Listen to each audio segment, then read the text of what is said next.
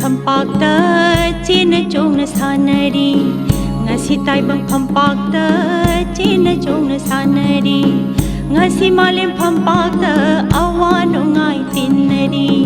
ngasi malim phampakta awanu ngai tinnari ngasi taibang phampakta chena chongna sanari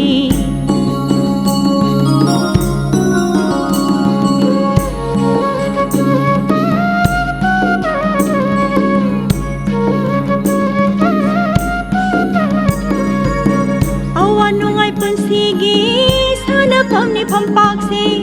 awanungai punsigi sana pamni pampak se awa bana hangli nungai bana kumki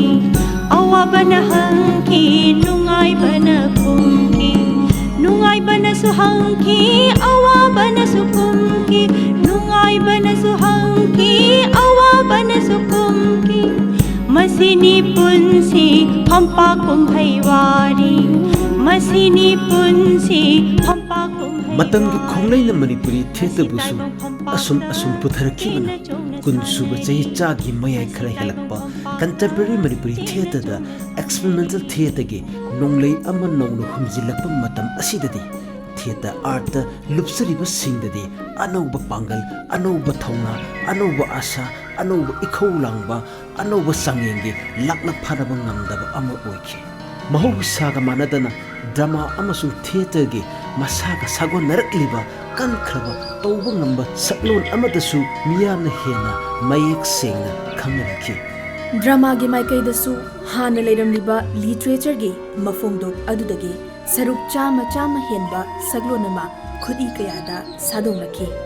maramdi hana literature ga hakthengna awok athongnaba ngamnamdrabasu drama na act of performance ki damak irakpanina khudakta interact tawngamlai drama di khunaina sagonaraga namnaraga chatpa haibasi magi maram chatni maramaduna drama bu iriba dramatist director actor singsu ngamna composite art ki ithak irei aduda tawthaminaraki maru oina lising ma chamapur humfugi matamdagidi composite art ki discipline mayam amagi sijanafam asi ekhugi theater subasingna hena pukning thingjinaraki samna drama ama puthokpa sanaba acting gi mawong machal hapagi chang dramatics ki thabak asida khanghong honglaki aduga contemporary experimental play gi lila masemda dramatics wahai asibu wahan thibada the concise Oxford dictionary na define toribadi the study or practice of acting in and producing plays haina thami aduga Merriam-Webster dictionary na amuk term asibu define toribana the study or practice of theatrical arts haina halli masi lansinjarubugi maramdi matamgi theater gi khongleida contemporary experimental plays gi dramaturgy nainarakpa khongul libada yamna maruoiba term ama oibanani contemporary experimental playwright director sing asina Manipuri theater da makhoina anoba mayon amada puraknaba hotnabada tongan ba lila masem dramaturgy makhal mayam ama sijanaraki makoina kun suba chahi chagi tangkhai khara hendoklakpa matam asidagidi western play gi lila masem asomda hena pukning thingjinaraki loinana nongpok lamgi play masem ekhugi traditional root ta changsinduna western frame aduda ekhugi hapchilaktabasu natte asigumba playwright director sing asina ekhugi lamdam asigi social and cultural life adu ekhugi new theater da thangalaki masina Manipuri experimental theater ina khulhanbata natana Indian drama busu marek mahau thokhalaki kumlising ama chamapan humfugi matamasi Manipur amasung India pumbasi art amasung literature gi Europe lomdagi humlakpa nonglayasi yamna kali western art ki iho kaya India na yamna taram na okpa si angakpa fangani samna western art ki iho mayam ama symbolism expressionism dadaism surrealism absurdism naturalism theater of the absurd epic theater asina chingba achoba art ki movement sing asina Indian amasung Manipuri theater da akanba safu pibangamki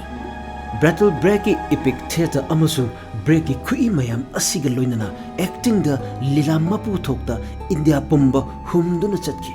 aduga khwaidiki chauna decade taruk taret India amasung Manipur bu humduna chatpa ngamkhiba akanba iho amadi abjad theater asini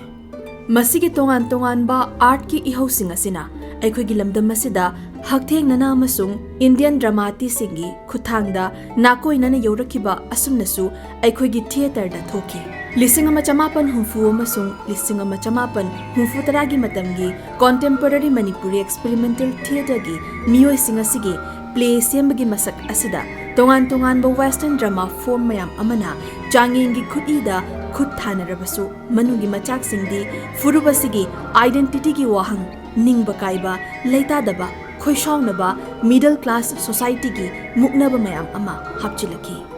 ꯑꯩꯈꯣꯏꯒꯤ experimental theater da thengnaba safu ahum khaksu matang asida panba yabadi Western theater gi safu ani subada classical Sanskrit theater gi safu loinana aikhoigi para theatrical forms sing sijanaduna Western stage da thangalakpa asumna ahum thokna thamba yai hariba ahanba Western theater gi influence asigi thongjilda jisi tongbrana unconventional dialogue sijanaba Maharaj Kumari Binodini Devina Mahaki unconventional character sijanaduna realistic narrative amada existential play gi masak ama saktaklakpa asigi matungda ayoba experimental play gi khongsanpham ama lising machamapan humphudra dagi abuk hawaki Manipurda chapchaba experimental form of theater gi masak ayeng babu karino sukhang hek khanghandana kari lilano hek khangdana hanakiba play ama hek ihan hana uba famkibasi nonga khraba nongthombam Sri Virengi khongchat hairiba play asina kumlising ama chamapan hufutaragi February 19 da Arian theater na sanakiba asini asigumba Manipur gi ayoba experimental play gi ahanba play ni haina Manipuri theater gi puari da padam lakna riba khongchat play asibu direction tauribana aribam Shyam Sharmani yamna nungai ribadi Manipur gi ahanba absurd drama ni haina singthana riba play asina ahanba utpa yenglaga nonga khraba saknai raba kabi critic elangbam Nilakanta Sengna matamdugi Simanta Pratika Pauchegi March Nipan lising ama chamapan hufutaragi khudi amada kok ngauraba ayengba singi matauda asumna iraki Existentialism haiba mood asibu puthoktuna hokhiba February tang 19 da Arian theater na pungama makhai maki lilada character Merina sanaki Sri Virengi khongchat haiba drama da khangbu khangdabu tawba ayengba phampak leiteng loisingna tumin leiduna wakhal yamna khanaki aihak Sri Virengi samdoktriba volume kayarak hanna pare mahakna hairibasi chap chana khangle haiba ngamde adubu mana haining liba asimadi feel tawre masini absurd play ama yenglaga ayengba singna kok ngaubagi wari masi Manipuri absurd drama yengbagi wafam khakta danate malem gi oinani Samuel Beckett ki malem fauraba absurd play Waiting for Godot play asibu France ki sophisticated audience fawbana yenglaga wakhal taba ngamna khidabagi nungaiba wari kayasu leitabanate loinana khongchat play asigi matangdasu aiba nonga khraba Sri Virena asumnasu hairami khongchat tadi onthokpa mong amada mayamna abjad haina launai abjad ki mong puthokpani haidana ainadi poetic vision dagi sagatchaba a dramatized poetic vision haina thonjai drama asi lising ama chamapan humfutara gi matamda malem gi absurd drama gi nongleida yaurakiba Manipuri theater gi phampakta ihan hana thangalakiba absurd brand gi drama amani masibu sanariba drama loop asina Manipur gi ariba theater loop singi manungda ama oiriba Arian theater Imphal ni masida saktam langkiba miyoi singna ama banupa Arambam Lokendra Ashaw banupa Hawam Kamini Kumar Amot banupa Aribam Shyam Sharma Nupi Kamala Devi asina jingbani aduga play asida aribam Shyam Sharma director oibata natana amot nupa amagi saktamsu langki Sri Virengi a dramatized poetic vision haina mingthonba khongchat play asi mausagi aikhugi conventional realistic play gi maram chatka pungkhen khenaba lilage machat amani play asigi nungaiba akanbu wari paringama leite wari ama lina bo hona basunate structure characterization amata wahang hangningai leite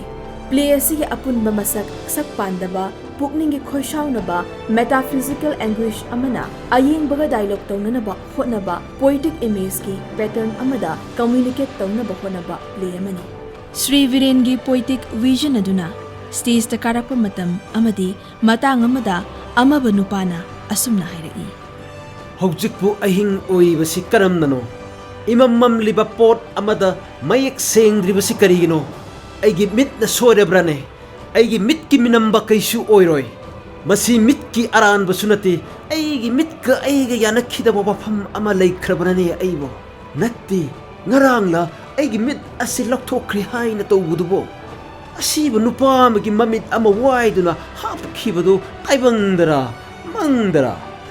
aigi imit asi phau mingondegi wairebako masibu karamna oithoklibano matam amadadi aigi mit asi awaiba aigi nattaba toksinaba mitni haina lawba ngamambasu yai maramdi aigi imitna aigi yeningliba ngaktabu yengbidi aina yeningdaba kiraba tukcharaba pot saktamabu busu yenglai aiga maga yanadaba aina pamdaba kaya aigi mitna tawi aibu ai nattabarane adudi मीने इथक्ता कारबसु अइगी दायित्व पुंबा Meena मुनख्रबसु अइखोय करिसु हाइबा ngamde पुकनिंगदा इपुम थितना सावबता अइखोयगी हाइबाबु सावजबतनी थबक तौनबगी Pongal लेते लमन खुमनबगी थौना लेते Sri Virena mahaki khongjat play asida absurdity ki punsi gi masagadu wangang sangangda mathan kari thoglakadagi khangdaba thodokta phajana phongdoklai hauzik matamgi mi amana chatpa makhai chatluraga hangatna yenglakpada masagi saktam khanglaktaba character masana masabu khanglaktaduna wahang tauba surrealistic oiba pambayasi sisinaduna mahausa thengnadaba lila makhalama oina semlai nongthombam siribiren Assembly miyamna Sri Biren haina khangnai Sahitya Academy Award Sri Birena absurd drama da khut tharakpasidi Manipur gidi lamyan bani haibi hai Manipur da absurd drama da Sri Biren khut tharakpasi Western modern literature na direct influence tawraga khut tharakpani atopa Indian writers singi influence yawkhide Sri Birena T.S. Eliot Chekhov Eugene Ionesco Samuel Beckett ki lyrics sing parubadagi absurd drama da changing tawduna khut thaninglaki madudagi mahaki a dramatized poetic vision haiba wakhalona sigi makhada mahaki absurd drama sing khongchet halakpa ani kairak asina chikba khut tharaki loinana mapan ki absurd dramati singna influence tawrupagi matangda Sri Viren hai Poetic vision lakdrabadi iba ngamde Beckett ki Waiting for Godot da ngaiba makhai ngairaga Godot laktaba Ionesco gi Chair the Emptiness of the Chair vision da uba aduna lila da influence tawki makhoi gi mami taki adubu madu huran banate force tawusu nate makhoi gi poetic experience da share tawbani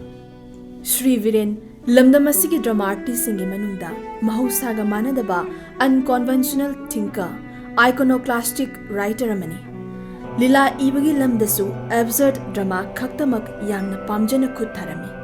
mayamgi chatnabi khutida mafongdokta traditional idea structure style da yamna wahang tauba tongan ba literary form da changing tauba pamba unconventional theme idea asomda kanna khut thaba aiba amani samna western iconoclastic writers sing James Joyce Virginia Woolf Samuel Beckett na jingbagi khudi singda yamna thawai lupchaba aibani maramasmaktana Sri Virena aikhoigi lamdam masigi theater gi khongchatta khut thanari balila singi traditional consent principle law samna hana leiramba art of playwriting ki kanglon mayamsi loina thugaiduna iconoclast writer amo oina khut tharai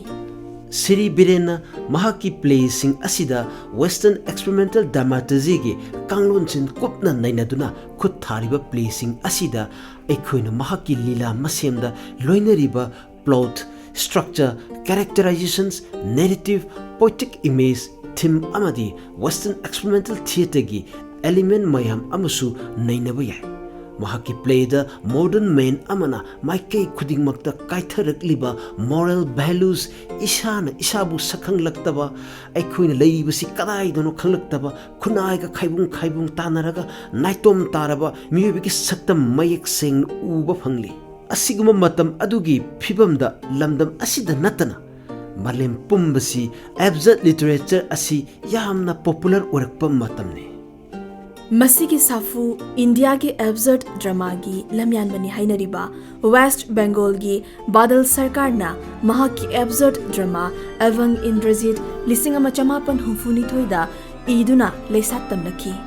Bangla lol da iba drama asi Girish Karnat na English lol da handoktuna fonglakpadagi yamna paksanna India da mahaki existential theme masina yeiba ngamki Indian absurd drama da Girish Karnat masamaksu Tuglak Hayabardana chingba playsing khutharagi Manipur gi oina West ki direct influence da absurd drama gi brand asida khuthariba Sri Viren gi drama ahum khongchat halakpa ani asibu direction tawkiba aribam Syam Sharma gi khuthabu Sri Viren masamakna angakpa fauzaki Mana tu existence ki kari mai wakhan dura kalang ko mon te di low work no di amat na ta bani is na feel tingi alu wanga ne to ni to di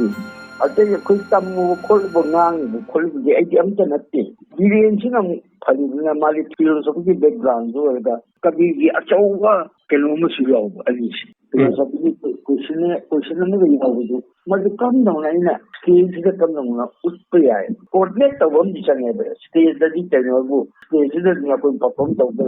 so ai na madam lu khan ni ba di kana ai kana ko ba ni di existence ke waiting for gold gi kai gi si ko tam da film ga ye le port di kai mai port ka unia uju uri bi no kai ma unia ba ram ka le port ji na ni 70 ka ka ni try ai ni sum sagat ka ba hai tai ai ni ya matam to ra ni na realistic na ka ni to ba di la sin je ma to le to ni bo hai aduna challenging ya mo ri si in hai background na ma ka ni to alien the da le ba matam di ai pa ha ga ko ba ha ma ga khung chet ga to ri to wa khung ang pa mi pa ma he tha de ko na lambi ye na lambi chat pai da ko are du ne ko lambi chat pai da ke no ka ta to wa hai ga ma chen lai ama ko alien je ma le ye yam chau ba out of proportional bu kai su ko khung ang pa mi ye ka agi ma khung si da pham ba adu ga ka no loken do sa hali ba ko de khung chet ki sila tawliba aluda ai siyawi am so ga ai su sa ga lu tungon tong pat na yu that pagi khar man de ba imaginary or ba my politic vision ko tan ba le khud khong mit my ko di thai tham the whole body movement chine nyam kana sin ba pam che aduna madura jogo chuna ta ba like the movement si somsi na bakanda ai ba kangbu ne di matam da di kasu irai line autom to chiri ne kalam di ai ne anan din khan du gum ba anan khan bu di an ngai bam ne da nan tu matam de ba pa chiru pha ba ma di yaw bu ne ba mo ko mo ko si anan tu anu na some sort of anu mo di ama adu khala di environment di ore bane khala environment di matte adna magi vision di athapa magi magi khongchat chiba karino kainam chi kai mama khongchat iksa di din ta ya na ba khala adu ta ki adu ge halapri di amuk ai background chi da kan ji mai yung di background ma sare adu ga na kan da le sin chi da ko ye triangle ba ko ye square ba amu bo me ya ha pa mali ya enjoy ne to ni realistic na kana ba tumne tadna thagari ba background le ko ye stage ki win set na le ta win set pura kala wa no ko amudi agum existence ki wahan jibadi ai matam da ma ji paru kan ni kan ba chi pau ki adu ingon da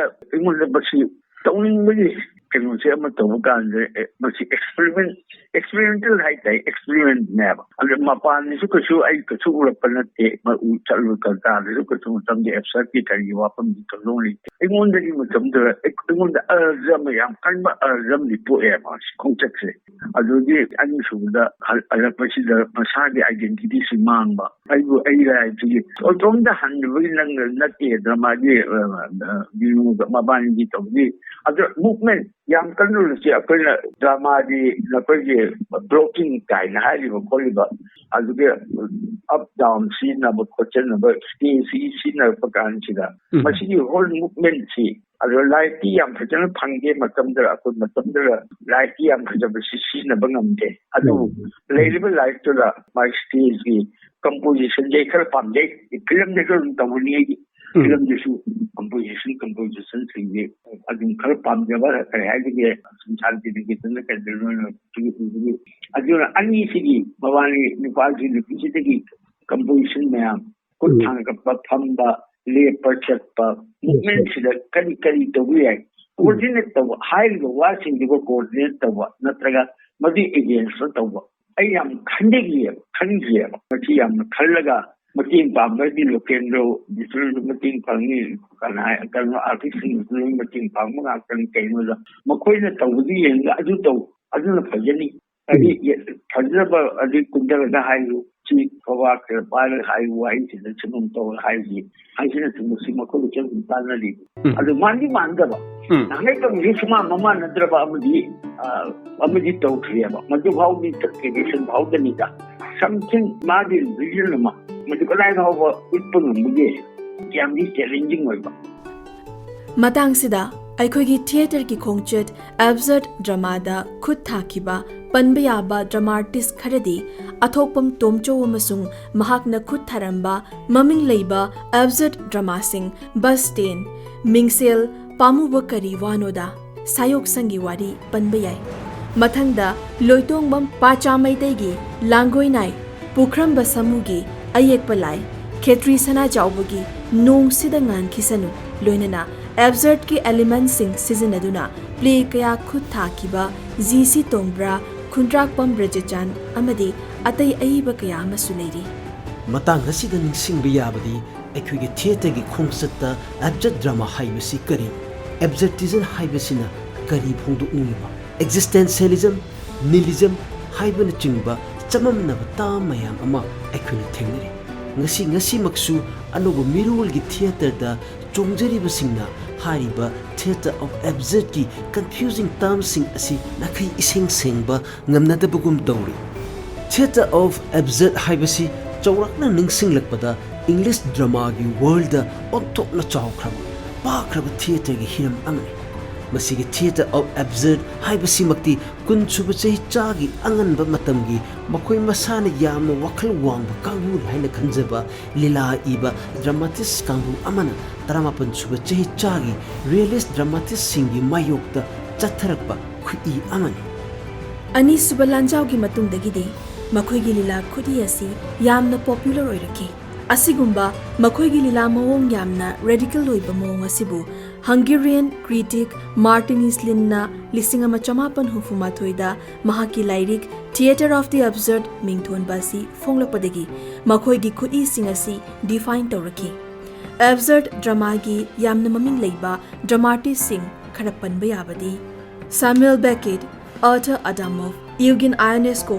jean ꯒꯦꯅꯦꯠ, Edward ꯑꯜꯚꯤ, ꯍꯥꯔꯣꯜꯗ ꯄꯤꯟꯇꯔ, ꯇꯣꯝ ꯁ꯭ꯇꯣꯄꯥꯔꯠ ꯃꯈꯣꯏꯁꯤꯡ ꯑꯁꯤꯅ ꯑꯦꯕꯁꯔꯗ play ꯀꯌꯥ ꯏꯔꯛꯈꯤ꯫ ꯃꯈꯣꯏꯒꯤ ꯄ꯭ꯂꯦꯁꯤꯡ ꯑꯁꯤ ꯑꯁꯨꯛꯀꯤ ꯃꯇꯤꯛ popular ꯑꯣꯏꯔꯛꯈꯤ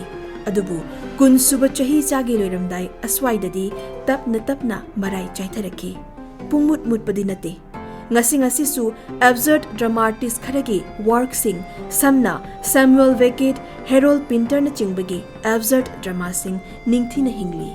theatre of ꯑꯦꯕꯁꯔꯗ ꯍꯥꯏꯕꯁꯤ critic Martin ꯑꯦꯁꯂꯦꯒꯤ phrase ꯑꯃ ꯑꯣꯏꯅ ꯂꯧꯅꯔꯕꯁꯨ ꯃꯁꯤꯒꯤ ꯄꯣꯁ ꯋꯥꯔꯒꯤ ꯑꯀꯟꯕ ꯏꯍꯧ ꯑꯃꯅꯤ꯫ 1890ꯗꯒꯤ 1860 ꯐꯥꯎꯕꯒꯤ ꯃꯇꯝ ꯑꯁꯤꯋꯥꯏꯗ ꯇꯣꯉꯥꯟꯕ ꯄ꯭ꯂꯦ ꯃꯌꯥꯝ ꯑꯁꯤ ꯑꯉꯛꯄ ꯐꯪꯅ ꯃꯁꯤꯒꯤ ꯕ꯭ꯔꯥꯟ ꯑꯁꯤꯗ ꯏꯟꯅꯔꯛꯈꯤ꯫ ꯑꯗꯨꯒ ꯗ꯭ꯔꯃꯥꯇꯤꯁꯁꯤꯡ ꯑꯁꯤꯅꯁꯨ ꯃꯈꯣꯏꯒꯤ ꯄ꯭ꯂꯦꯁꯤꯡ ꯑꯁꯤꯕꯨ ꯑꯦꯟꯇꯤ ꯄ꯭ꯂꯦ ꯍꯥꯏꯅ ꯂꯦꯕꯦꯜ ꯇꯧꯕꯁꯨ ꯌꯥꯎꯏ꯫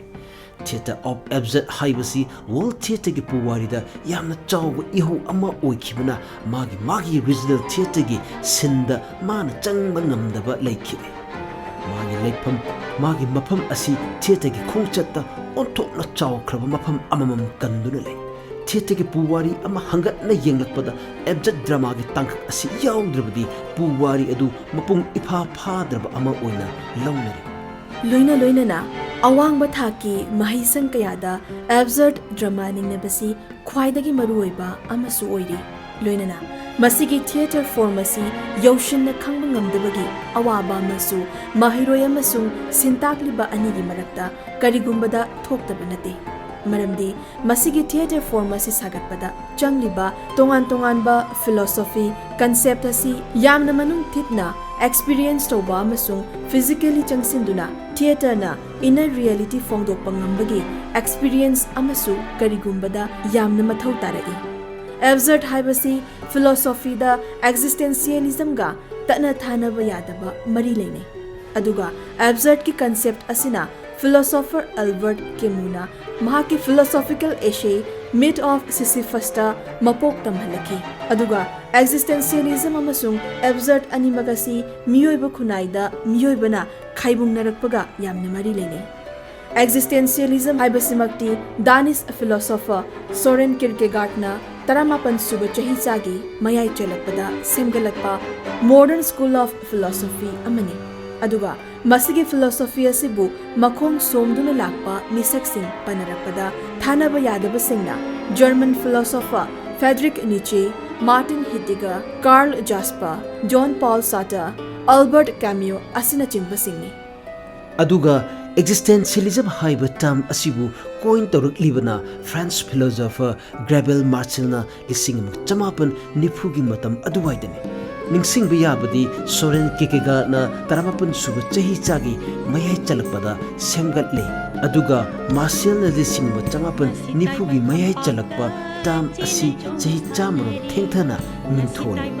existentialism haiba asimakti malemgi human existence asi nainaba philosophy of life ki masak adu existentialist philosophers sing asina hariba human existence asi meaningless haibani life is meaningless haibani loinana miyebana taibang phork libasigi maram magi purpose leite haibasi makhoigi philosophy karisu thogai ama yaudana human existence ase masana adun meaningless oiba tabani masigi philosophy asidagi absurdism gi philosophy natraga concept asi puglakhin awabana hangni nungai bana khumki awabana hangki nungai bana khumki nungai bana suhangki awabana sukumki nungai bana suhangki awabana sukumki masini punsi phampa kumhaiwari masini punsi phampa kumhaiwari ngasi taibang phampakta chena chongna sanari ngasi taibang phampakta chena chongna sanari